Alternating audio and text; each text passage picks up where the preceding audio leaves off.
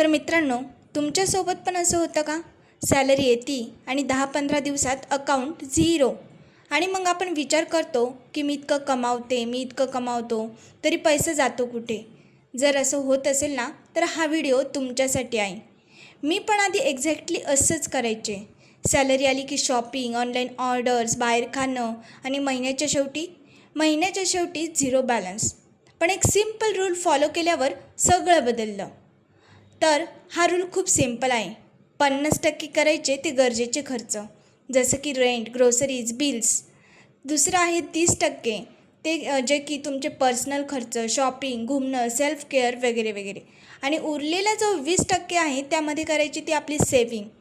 For example, तुमची salary 20,000 आहे, त्यामध्ये घर खर्च 10,000, तुमचे खर्च 6,000 आणि उरलेल्या 4,000मध्ये करायची ती सेविंग. सिम्पल ना?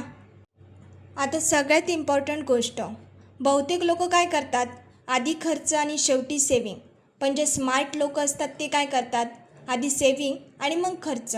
यालाच तर म्हणतात पे युअर सेल्फ फर्स्ट.